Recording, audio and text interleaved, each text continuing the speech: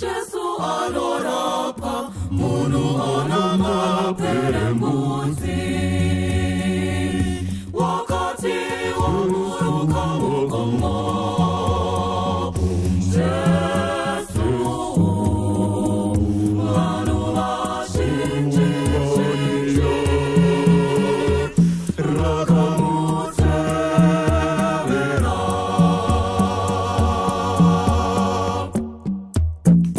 Jesu anorapa, munu anama perembuzi. Wakati wa muruka ukomo. Jesu anuma shinji shinji. Rakamute vera.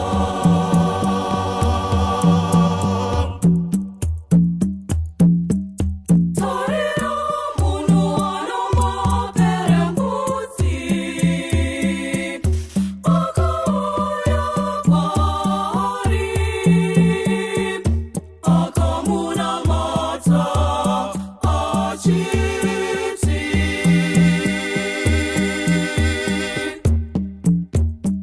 Ishikana muchira.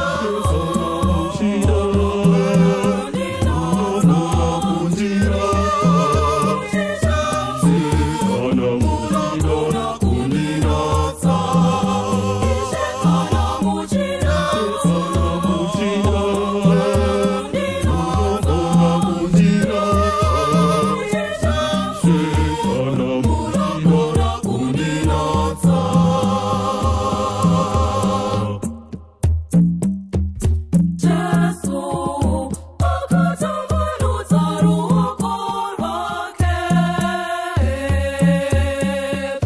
Akamupa ndokutibari.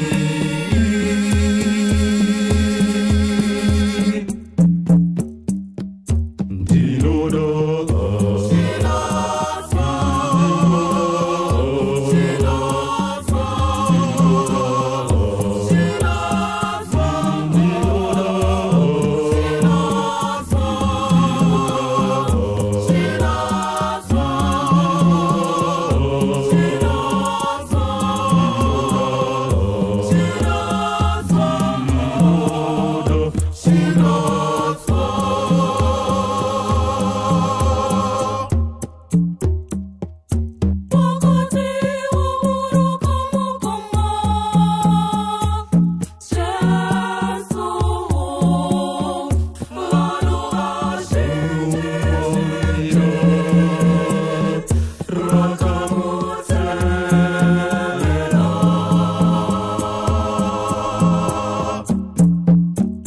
Ishikana muchira. Munokona kundinatsa. Ishikana muchira. Munokona kundinatsa.